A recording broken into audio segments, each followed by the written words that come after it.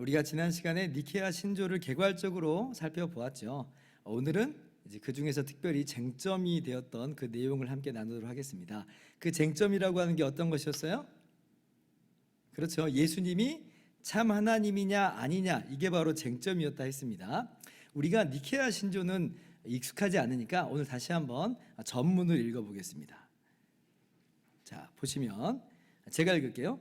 전능하신 하나님 아버지이시며 천지와 가시적이며 불가시적인 만물을 만드신 창조주이신 한 하나님을 우리가 믿사오며, 만세전에 아버지에게서 나신 하나님의 아들 독생자이신 한 분 주 예수 그리스도를 믿사오니, 이는 빛에서 나온 빛이시요 참 하나님에게서 나오신 참 하나님이시요 나셨으며 창조되지 않으셨고 만물을 있게 하신 아버지와 동질이심을 믿습니다. 그는 우리 인간을 위하여 그리고 우리의 구원을 위하여 하늘로부터 내려오셔서 성령으로 동정녀 마리아에게서 육신이 되고 인간이 되셔서 우리를 위하여 본디오 빌라도 아래서 십자가에 못 박히시고 고난을 받으셨으며, 장사 지낸 바 되었다가 성경에 기록된 대로 사흘 만에 다시 살아나셔서 하늘에 오르사 하나님의 우편에 앉아 계시다가 영광 중에 산 자와 죽은 자를 심판하러 다시 오실 것이며, 그의 나라는 영원할 것을 믿습니다. 주님이시요 생명을 주시는 성령을 믿사오니, 성령께서는 아버지에게서 나오셨으며 아버지와 아들과 더불어 예배와 찬송을 받으시며 선지자들을 통하여 말씀하신 분이십니다. 하나의 거룩한 보편적이며 사도적인 교회를 믿습니다. 우리는 죄사함을 위한 세례를 고백하며 죽은 자의 부활과 내세의 생명을 믿습니다. 그래도 좀 두 번째 읽으니까 약간은 익숙하죠? 감사합니다. 지난주에 우리가 삼위일체 구조로 돼 있다. 이 니케아 신조도 삼위일체 구조로 돼 있다 그래서요. 그리고 이제 성부 하나님에 대한 항목에 대해서 보강된 부분을 잠깐 이야기하고 마쳤습니다. 오늘은 성자 하나님 이 항목을 함께 살펴볼 것인데, 자, 사도신경하고 여러분이 알고 있는 그 사도신경하고 한번 비교를 해보는 거예요. 자, 눈에 띄게 보강된 내용이 나오죠? 눈에 확 들어오죠? 어느 부분이에요? 첫 부분이에요. 첫 부분. 보세요. 만세전에 아버지에게서 나신 하나님의 아들 독생자이신 한 분 주 예수 그리스도를 믿사오니, 여기까지는 뭐 그래도 뭐 익숙하다 싶은데, 그 다음에 이는 빛에서 나온 빛이시요 쭉 이어지면서 아버지와 동질이심을 믿습니다. 이 부분은 사도신경에서는 찾아볼 수 없었던 내용이에요. 사도신경은 어때요? 자, 그 외아들 우리 주 예수 그리스도를 믿사오니 이렇게만 고백하고 바로 어디로 넘어갔어요? 이는 성령으로 잉태하사, 이렇게 이어졌죠. 근데 이제 니케아 신조는 이 부분에 있어서 좀 길게 내용을 보강하고 있습니다. 우리야 이 니케아 신조의 이 내용, 이 신앙 고백을 보면서 아무런 이질감 없이 그냥 들려요. 우리도 함께 고백하는 내용이에요. 뭐 근데 왜 뭐 굳이 이렇게 길게 이런 내용을 넣었을까? 자, 왜 그런다고 했어요? 이유가 있죠.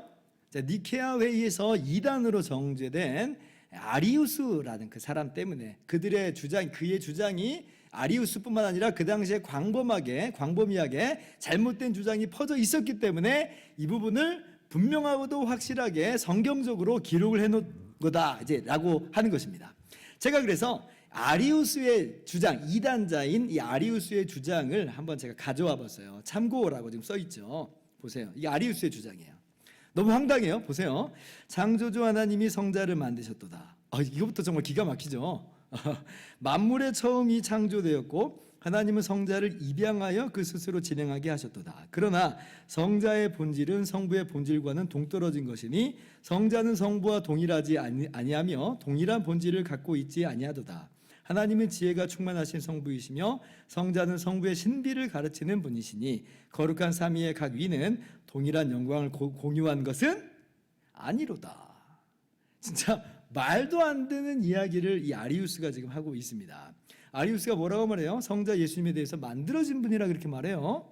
만물의 또 처음이라고도 그러죠. 탁월하긴 하지만 만물 안에 들어있는 거지 만물과 구별된 존재라고 이야기하는 게 아니라는 거예요. 그리고 입양했다도 그렇게 얘기하죠. 성부 하나님에게서 필연적으로 나신 분이 아니라 성부께서 그냥 주권적으로 아들을 삼아 주셨다는 거예요. 이게 지금 성경에 하나님의 계시의 말씀에 의존하지 않고 헬라 철학을 집어넣어가지고 자의적으로 해석을 해버리니까 이런 문제를 일으키게 되는 겁니다. 이걸 우리가 전부 반대로 이해하면 그게 성경적인 이해예요.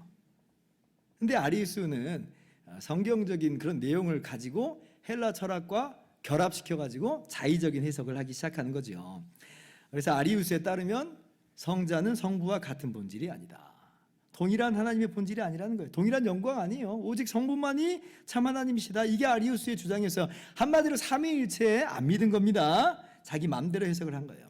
그래서 혹시나 이 아리우스의 글을 읽으면서 나도 이렇게 생각했는데 하시는 분이 혹시 있다면 오늘 그런 생각 버리셔야 됩니다. 그게 아리우스 이단의 주장이거든요.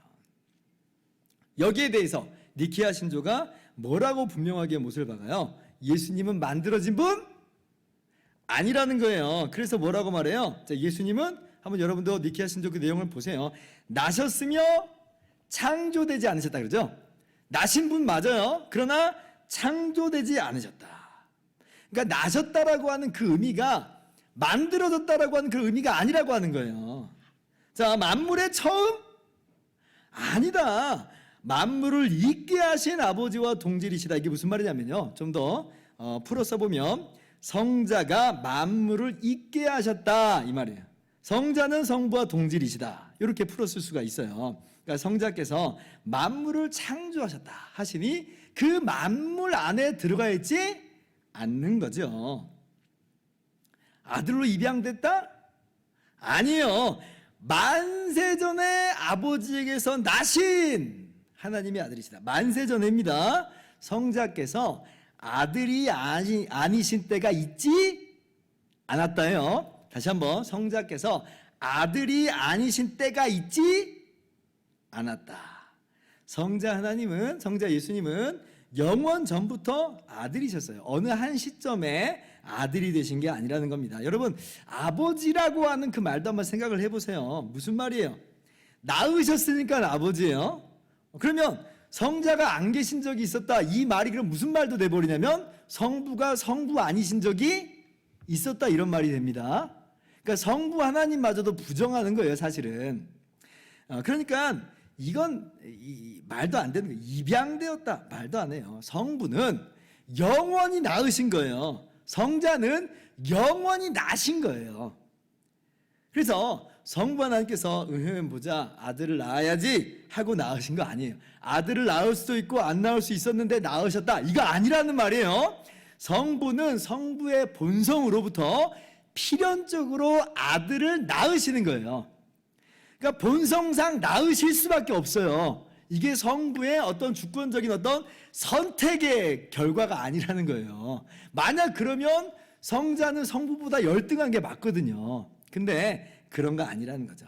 그래서 만세전에 아버지에게서 나셨다 이 말을 이렇게 하고 있는 겁니다. 결론적으로 성경대로 성자 예수님은 성부와 동일 본질이시다. 참 하나님이시다라는 거예요. 그래서 이는 빛에서 나온 빛이시요 참 하나님에게서 나오신 참 하나님이시요 아버지와 동질 호모우시오스 이 헬라어입니다.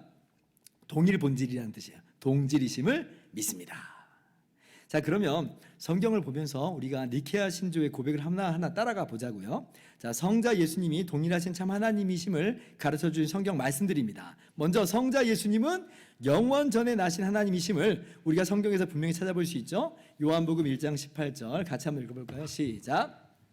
원래 하나님을 본 사람이 없으되 아버지 품속에 있는 독생하신 하나님이 나타내셨느니라. 우리가 너무 잘 알고 있는 말씀이죠. 성자 예수님이 어떤 분인지를 잘 밝혀주고 있는데요. 아버지께로부터 독생하신 분이다. 독생하신 분이다. 독생하시다라고 하는 것은 한 단어인데 두 개의 단어가 지금 합쳐져서 하나가 된 거예요. 그러니까 유일하신, 유일한이라고 하는 단어하고 나심이라고 하는 이 두 단어가 합쳐져서 독생하셨다. 이렇게 유일하게 나셨다. 이렇게 되는 겁니다. 자, 보세요. 만물도 성부가 내셨죠. 그죠? 성부 하나님의 창조 작품 아니겠어요? 자, 그런데 예수님에 대해서 어떤 표현을 쓰는 거예요? 유일한이라는 표현. 유일한. 만물도 분명히 하나님께서 내신 건데 근데 예수님이 유일하다는 거예요. 그러니 만물을 내신 거하고는 다르다는 거예요. 이게 지금. 유일한.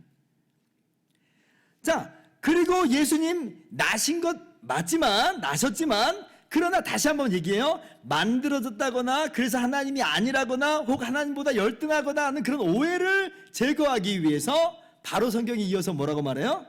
독생하신 하나님이시다. 하나님이시다. 그러니까 하나님이라고 못을 딱 박아버리는 거예요. 따라서 이 나셨다라고 하는 이 표현을 우리 사람의 수준으로 이해하지 말라는 거예요. 인간 경험의 범주 속으로 밀어 넣어서 이 나심을 해석하지 말라는 거예요. 그렇게 하다 보니까 아리우스가 나와버린 거예요. 봐라, 아니 아들이 아버지께로부터 나신 거 아니냐? 그러면 열등하다, 종속된 거다, 뭔가 부족한 거다, 참 하나님 수준은 아닌 거다, 이렇게 나와버린 거예요. 그것은 인간의 경험 범주로 바라보아 버린 거거든요. 근데 성경대로 보자는 거예요. 독생하신 그리고 또 하나님이시다. 그래서 우리는 여기서 인간 경험의 범주 속에서 이해하려 들지 말고 성경 말씀을 그대로 받아서 고백하는 겁니다. 예수님 나신 분이다. 그런데 참 하나님이다. 그러니까 우리의 수준에서의 나심이 아니다. 이게 바로 성경에서 말하는 것임을 우리는 고백하는 겁니다. 참 신비해요. 그래서 니케아 신조가 이 말씀을 그대로 받아서 고백하는 거예요. 예수님은 하나님께로부터 나신 하나님이다. 참 하나님에게서 나오신 하나님이다. 이게 이제 니케아 신조의 이야기죠. 다른 이야기 하는 거 아니에요. 성경 이야기를 그대로 하는 거예요. 자, 또 성자 예수님은 만물의 창조주 하나님이심을 성경 말씀이 또 분명하게 밝히고 있죠. 요한복음 1장 1절에서 3절 우리가 처음에 읽었던 말씀인데 한번 또 다시 한번 읽어볼게요. 태초에 말씀이 계시니라. 이 말씀이 하나님과 함께 계셨으니 이 말씀은 곧 하나님이시니라. 그가 태초에 하나님과 함께 계셨고 같이요. 만물이 그로 말미암아 지은 바 되었으니 지은 것이 하나도 그가 없이는 된 것이 없느니라. 자, 보세요. 태초에 말씀이 계시니라. 이게요. 하나님이 태초에 말씀을 만드셨다. 그런 말 절대 아니잖아요. 천지 만물을 창조하시기 전에, 즉 영원 전에 이미 말씀이 계신 거예요. 그래서 말씀이 뭐 없었던 적이 있었다. 그런 거 아니라는 거죠. 영원 전에 말씀이 계신 거예요. 그리고 이 말씀은 또 한 번 이제 여기서도 분명히 못을 박죠. 곧 하나님이시니라. 곧 하나님이시니라. 오해의 소지를 다 끊어버리고 있는 거예요. 곧 하나님이시니라. 그러니까 태초부터 영원 전부터 계셨어요. 하나님이세요. 그러니까 우리는 예수님이 바로 동일하신 하나님임을 우리 고백하는 거예요. 이 말씀이 여러분 누군지 아시죠?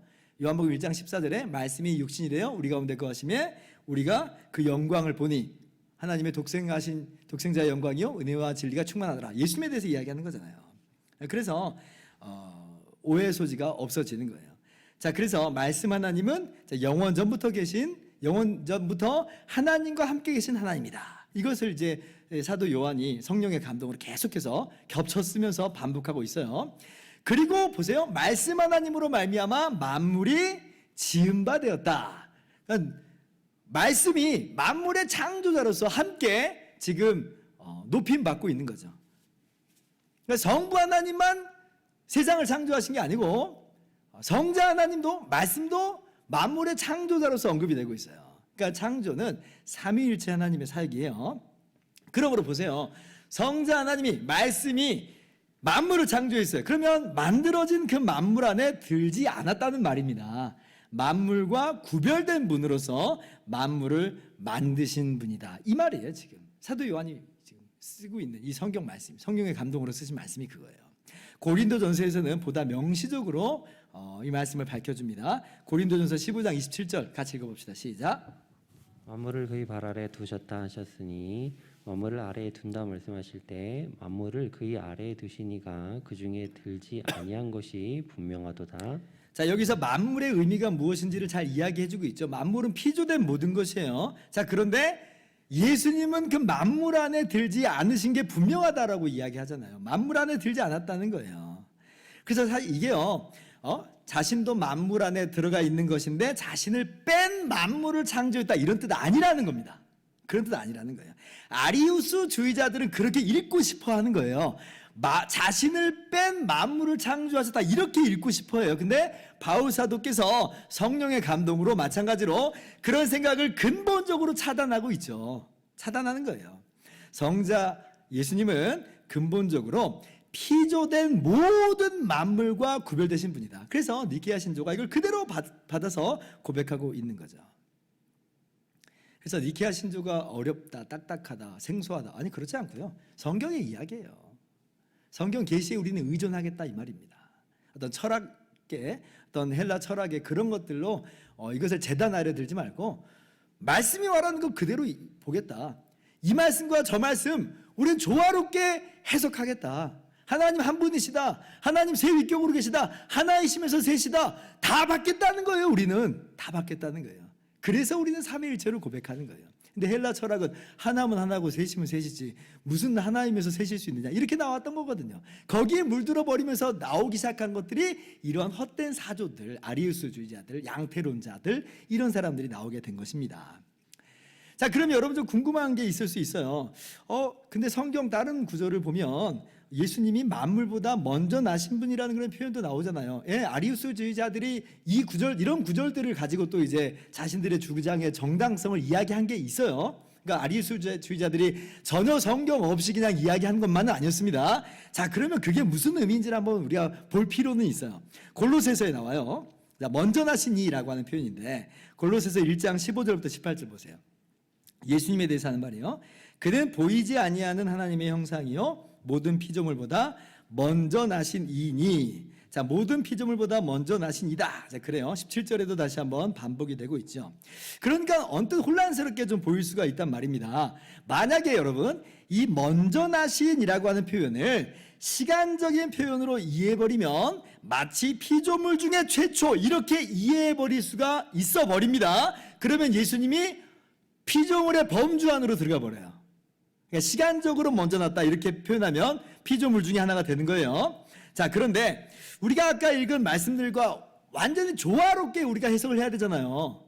조화롭게 요한복음의 말씀과 그런 골로새서의 말씀을 조화롭게 해석하는 것이 우리 성경 계시를 의존하는 우리들의 모습이에요. 그러면 이제 이 구절을 어떻게 해석을 하는 거예요? 아까 나심에 대해서 우리가 그것이 무슨 의미인지를 우리가 함께 이야기했잖아요. 그러면 이게 먼저 나심은 어떤 의미냐라고 할 때 피조물의 나아짐과는 구별된 나심이다. 이렇게 우리는 받아들이는 거예요. 그러니까 유일한 독생하신 하나님 그랬잖아요. 유일하게 나신 하나님. 그러니까 구별된 나심이다. 이게 먼저 나심이다. 영원전의 나심이다. 하나님에게서 나신 하나님이다. 이렇게 해석을 하는 겁니다. 그래야지 각각의 구절들이 성경 안에서 모순이 없고 조화롭게 해석이 되는 거예요. 이게 골로새서 이 본문 안에서도 그렇게 충분히 그렇게 해석이 될 수가 있습니다. 계속 보세요. 모든 피조물을 성자 예수님과 구별된 것으로 골로새서가 계속 이야기하는 거 보세요. 16절 보세요. 만물이 그에게서 창조되되, 그죠? 만물과 창조하신 예수님을 구별하고 있죠. 하늘과 땅에서 보이는 것들과 보이지 않는 것들과 혹은 왕권들이나 주권들이나 통치자들이나 권세들이나 만물이 다 그로 말미암고 그를 위하여 창조되었고.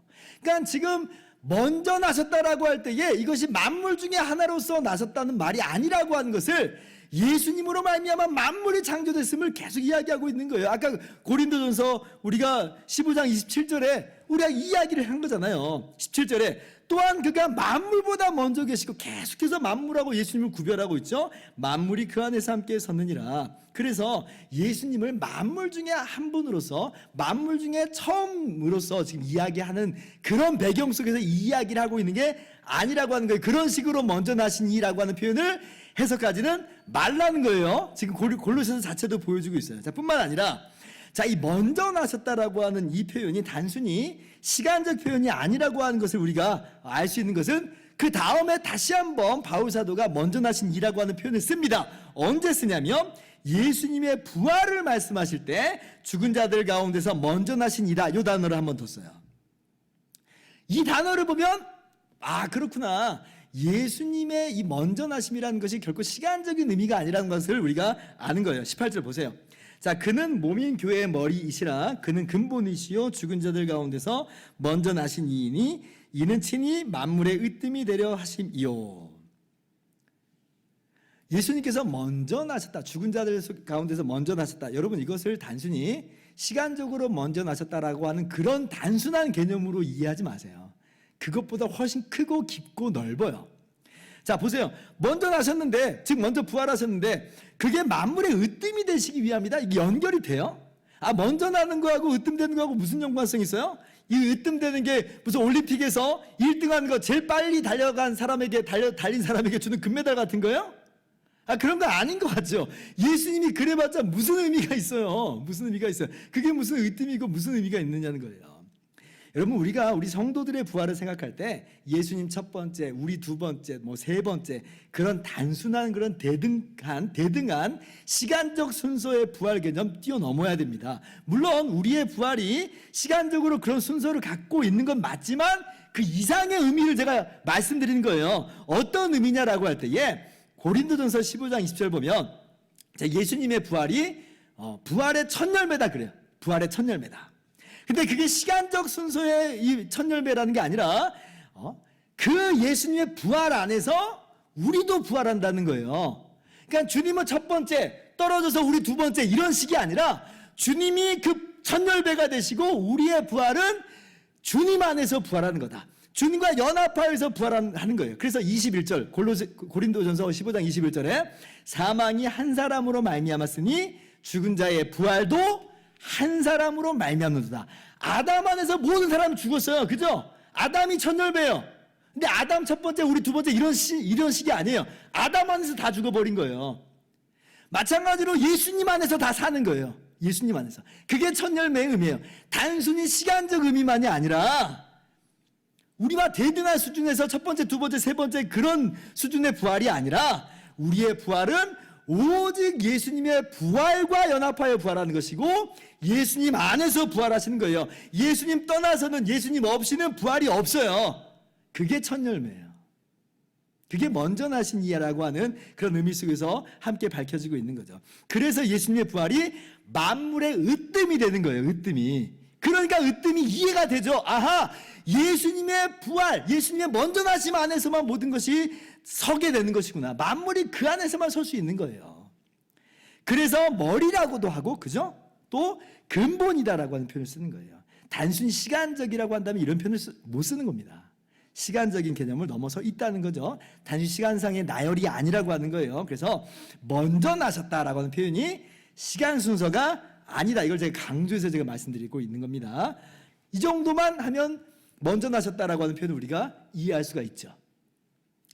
자, 그리고 성자 예수님, 성부와 동일 본질이신 참 하나님임을 성경 구절이 계속해서 이야기해 줍니다. 요한복음 10장 30절 보세요. 자, 나와 아버지는 하나이니라 하신대. 우리가 요한복음을 계속 강의하고 있어서 참 잘 알고 익숙한 그런 말씀들이에요.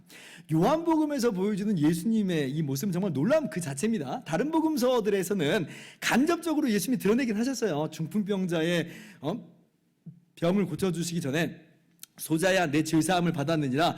죄사함을 그냥 선포해 버리세요. 그러니까 주변 사람들이 다 놀라잖아요. 하나님만이 죄를 사할 수 있는 건데 어떻게 이 사람인 자가 어떻게 죄 사할 수 있느냐 하고 다 깜짝 놀랍니다. 근데 예수님이 그런 권세가 있음을 말씀해 주시고 그리고 중풍병자를 고쳐주세요. 그러니까 예수님 말씀이 이제 맞다는 거예요. 즉 이게 무슨 말이냐면 예수님은 참 하나님이심을 드러내신 겁니다. 근데 간접적으로 드러내신 거예요. 어떻게 보면. 그러나 요한복음 보세요. 아예 그냥 명시적으로 이야기를 해버리세요. 나와 아버지는 하나이시다. 그러니까 예수님이 자신이 참 하나님이심을 그냥 공개적으로 선포하는 거예요. 그리고 성부와 하나이시다까지 얘기하세요. 일체이시다. 하나님이신데 성부와는 전혀 다른 하나님이라고 말하는 게 아니라 한 하나님이다. 한 하나님이다. 그러니까 삼위일체의 진리를 누가 얘기하신 거냐면 예수님이 얘기하셨어요. 이게 이제 동일 본질의 의미예요. 예수님은 참 하나님이세요. 그리고 성부와 하나세요. 가령 그래서 성부의 영광이 영원하신 영광이요 크고 지극히 높으신 영광일진데 성자의 영광도 완전히 그와 동일하신 영광이다. 아까 아리우스는 아니라고 그랬죠? 근데 우리는 성경을 따라서 이렇게 고백하는 겁니다. 성자의 영광은 성부의 영광과 동일하신 영광이다. 한 영광이다. 같은 영광이다. 성부의 영광과 성자의 영광 사이에는 어떠한 차이와 다름이 없다. 완전한 일치가 있다. 왜? 예수님이 아버지와 나는 하나이시라 말씀하셨으니까요. 그래서 예수님이요 하나님으로서 하나님만이 받으시는 경배를 받으십니다. 이게 유대인들이요, 하나님 외에 다른 존재에게 경배한다는 건 있을 수가 없는 일이에요. 그런데 지난주에 주일날 설교 시간에 도마의 고백 나오죠. 요한복음 20장 20절에 도마가 부활하신 예수님 만나고 나서 뭐라고 말해요? 나의 주님이시요 나의 하나님이십니다. 하나님이십니다. 기가 막힌 고백을 도마가 하고 있어요. 그러면 여러분 보세요. 보통 사람 같으면 자, 도마가 하나님이십니다. 딱 그러면 아이고 사실 그 정도는 아니고 이렇게 나올 수도 있다는 거예요. 하나님이 아닌 존재라고 한다면 아이고 하나님은 아니야 나 사실 그 정도까지 아니야. 이럴 텐데 하나님께만 그래서 경배해. 나한테 경배하지 마. 이럴 텐데 예수님이 이 신앙 고백을 그대로 받아버리세요. 이제 네가 믿느냐? 보지 못하고 믿는 자는 더 복되도다. 받아버리세요. 그냥 그 경배와 그 고백을 받아버리시는 거예요, 예수님. 이 세상의 종교 지도자들 중에서 이런 분 없어요. 이단 사이비 말고 소위 세계 종교라고 하는 그런 이 세계 종교 속에서 이런 분은 없어요. 자신이 하나님이라고 명시적으로 말하고 경배받으신 분 없다는 말이에요. 이 사도들도요, 천사들도요, 성경 보면 그렇게 엎드려서 경배하려고 하는 사람을 뜯어 말립니다. 아유, 나한테 하지 말라고, 하나님께만 경배하라고 그래요. 근데 예수님은 그렇게 전혀 하지 않으세요. 받아버리세요. 그냥 받아버리세요. 이 말은 뭐냐면 예수님이 분명 동일하신 한 하나님이심을 너무나 잘 보여주고 있다는 거죠. 예수님은 성부의 신성과 전혀 차이가 없는 동일하신 하나님이. 그래서 니케아 신조에서 뭐라고 말해요? 아버지와 동질이심을 믿습니다. 동일 본질이심을 믿습니다. 호모우시우스 그랬죠? 호모라고 하는 건 같다. 우시아인데 우시아는 본질이에요. 그래서 호모우시오스 하면 동일 본질, 같은 본질 이런 거예요. 성자 하나님은 성부와 동일 본질이시다. 여러분 이게 우리 기독교의 특징이에요. 우리는 성경을 따라서 예수님이 참 하나님이심을, 동일하신 하나님이심을 선포하는 사람들이다. 그러니까 성경을 따라서 우리는 고백을 하고 있는 것입니다. 그러면 이제 한편 생각해 보면 이렇게 우리가 좀 궁금한 게 있어요. 성부는 낳으신 분이고 성자는 나신 분인데, 아니 영원 전에 낳으시고 영원 전에 나신 분이라고 할지라도 아무튼 낳으신 분과 나신 분은 좀 구별된 존재라는 거잖아요. 그죠? 아니 그러면 분명히 좀 다르다고 하는 것이 있다는 건데, 그런데 어떻게 이걸 또 동일 본질이다라고 이야기하느냐, 이제 이런 궁금함이 좀 생길 수가 있습니다. 그래서 니케아 회의에서 이렇게 이제 이야기를 하는 거예요. 제가 4번째 4번 썼죠. 위격이라는 표현이 나와요. 이제 본질 말고 위격이라는 표현을 쓰는데 휘포스타시스라는 단어를 썼어요. 이제 그때 위격적으로는 성자는 성부가 아니시고 성부는 성자가 아니시다. 그러니까 위격적으로 다르다. 본질은 동질이신데 위격적으로는 다르다. 니케아 회의에서요, 이 성부와 성자가 동일 본질이다라고 이제 이야기를 하니까 동일 본질이라고 하기에는 조금 나는 좀 주저가 된다 이런 사람들이 있었습니다. 이제 왜냐하면 바로 이것 때문에 그래요. 성부는 성자가 아니신데, 성자는 성부와 구별되신데, 여러분 아리우스주의자들은 호모가 아닙니다. 호모를 거절하는 거예요. 다르다고, 근본적으로 본질적으로 다르다 그랬어요. 그런데 이 사람들은 호모는 받아들이는 거예요. 같다.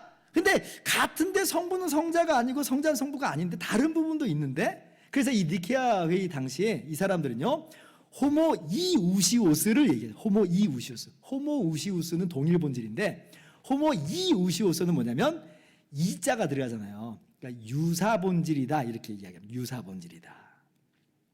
근데 유사 본질 그러면 여러분 머릿속에 개념이 안 들어오잖아요. 그러니까 도대체 뭘 말하는 거냐 설명해봐라 이렇게 나오는 거예요. 너희 뭘 말하는 거야? 한번 설명해봐. 근데 이제 한편 동일 본질을 말하는 사람들도 성부와 성자의 구별됨은 설명을 해야 돼요. 성부는 성자가 아니니까 동일 본질인데 구별됨은 설명해야 돼요. 이걸 설명 안 하면 한 하나님이 있는 거지 세 위격이 있는 건 아니게 돼요. 삼위가 아니게 되는 거예요.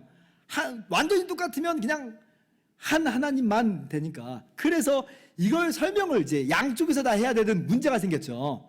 그래서 유사 본질을 이야기한 사람도 또 동일 본질을 이야기한 사람도 이제 이걸 설명을 하는데 어떻게 설명을 합니까? 어떻게 정리를 하는 것으로 의견이 모아지냐면 그러면 본질과 위격을 이 용어를 좀 달리 쓰자 이렇게 나왔어요. 그래서 본질은 우시아는 동일하다. 한 본질이다. 한 신성이다. 근데 위격은 구별된다.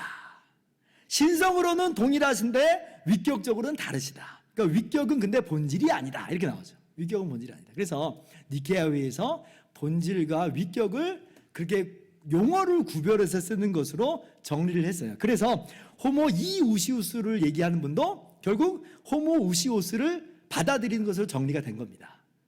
동일 본질은 같다로 하자고 했으니까 그렇게 용어를 쓰자고 했으니까 위격이 다른 것뿐이지.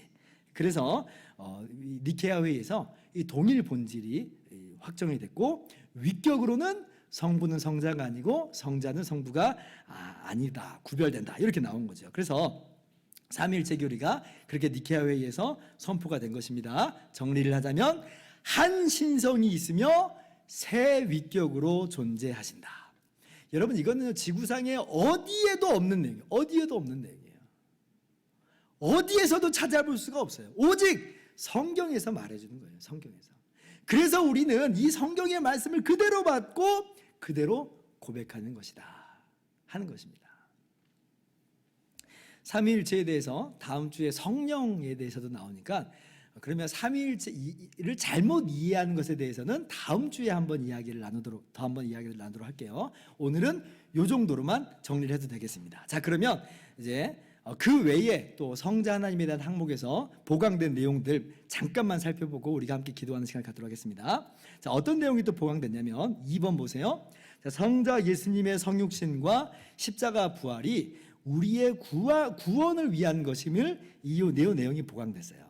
사도신경에서는 독생자 예수 그리스도를 믿사오니 하고 바로 이는 성령으로 잉태하사 이렇게 넘어가 버리잖아요. 우리야 그 목적, 그 의미를 알지만 처음 듣고 처음 고백한 사람은 이게 무슨 의미람 이럴 수 있잖아요.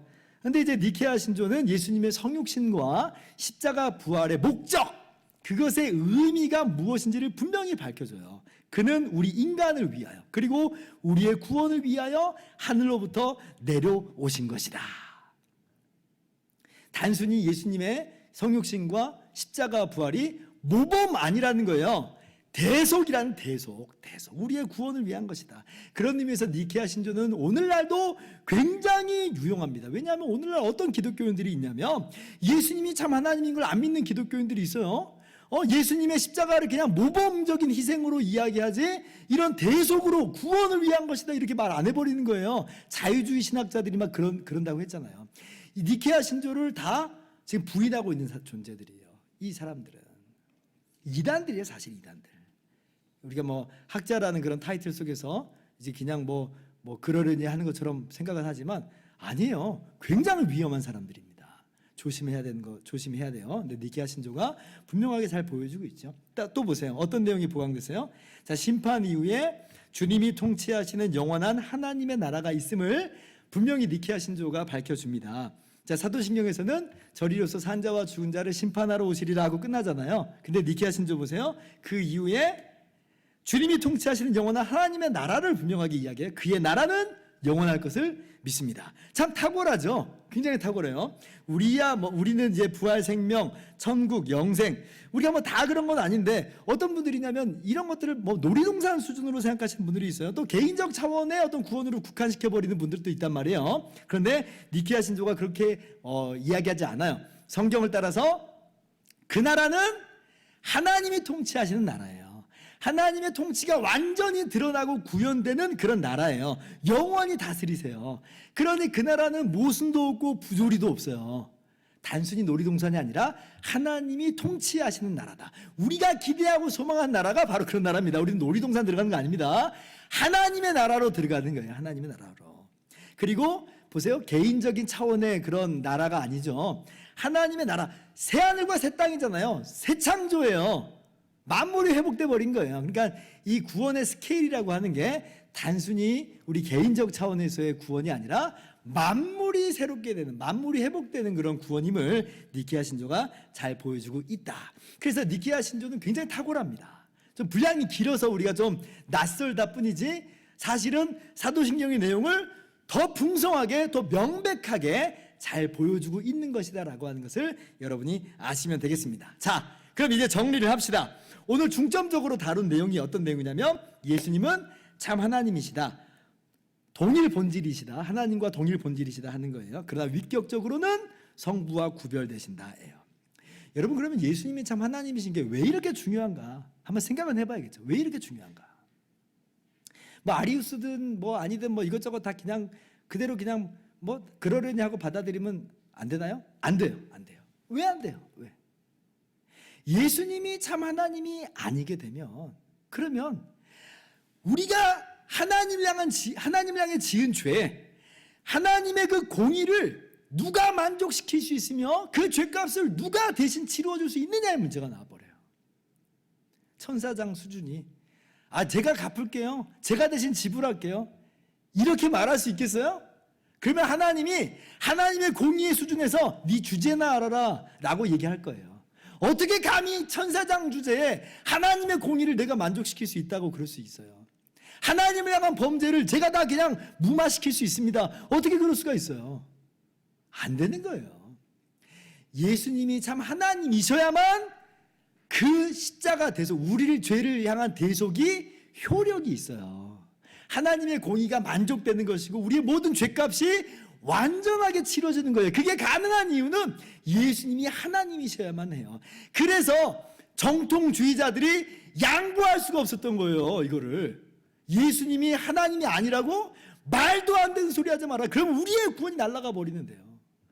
그것은 성경이 말하는 바도 아니요, 우리의 구원을 무너뜨리는 행위가 된다. 절대로 받아들일 수가 없었죠. 그리고 더 깊은 내용을 한번 들어가 보세요. 자, 그래서 하나님이신 예수님께서 우리를 위해서 이 땅에 오시고 우리를 위해서 대신 십자가에서 죽으셨다. 그것이 더 깊이 들어가면 어떤 의미가 돼요? 하나님이 어떠한 사랑으로 우리를 사랑하셨는지가 보여지는 거예요. 예수님이 하나님이니까 우리가 고백하는 건 뭐냐면 하나님은 하나님의 사랑으로 우리를 사랑하셨다, 이렇게 나오는 거예요. 예수님이 하나님이 아니면 그 사랑의 크기와 넓이가 하나님 수준인지를 우리는 알 수가 없는 거예요. 그죠? 그러나 예수님이 하나님이신데 우리를 위해서 이 땅에 오시고 대신 죽으셨다 그러면 하나님의 완전한 사랑을 그 안에서 우리는 보게 되는 겁니다. 그러니까 이 우리를 위한 십자가 대속으로 우리가 의롭다함 받고 죄 용서 받아서 구원받아요. 근데 더 깊이 또 한번 들어가 보면 그 내용은 하나님이 이만큼 우리를 사랑하셨다. 하나님의 모든 것을 다 쏟아 부으셨다요. 모든 것을 쏟아 부으셨다. 아들을 주시기까지 사랑하셨다라고 하는 것은 우리 입장에서 사람들이 보면 아들을 주는 것이 최고의 사랑이니까 우리가 그 안에서 받아들일 수 있지만, 또 다른 이야기로는 하나님은 하나님을 내어놓으신 거예요. 하나님의 전부를 내어놓으신 거예요. 우리가 받은 은혜와 사랑은 하나님 전부의 사랑이다. 그러므로 완전하고도 영원하고도 변함없는 충만한 사랑을 받았다. 그러니 예수 그리스도 외에 다른 곳에서 하나님의 사랑의 크기를 발견하려고 하지 마세요. 그것보다 더 큰 사랑 없어요. 그것보다 더 뛰어난 사랑 없어요. 예수님이 이 땅에 오신 것, 그리고 대신 죽으신 것은 하나님의 완전한 사랑입니다. 우리가 그래서 예수님이 참 하나님이라고 하는 이 진리 안에서 이러한 은혜와 사랑을 충만하게 경험하고 누리게 되는 거죠. 하나님이 얼마나 우리를 사랑하시는가 믿으세요. 하나님의 전부를 쏟아 부어 주신 겁니다. 그렇게 우리를 사랑하셔서 우리의 모든 죄값을 다 치러주심으로 그렇게 우리가 죄 용서받고 하나님의 자녀가 되었음을 믿으면서 말할 수 없는 감사와 찬양을 이 성탄의 주간에 하나님께 올려드리는 저와 여러분들 되기를 주님의 이름으로 축원합니다.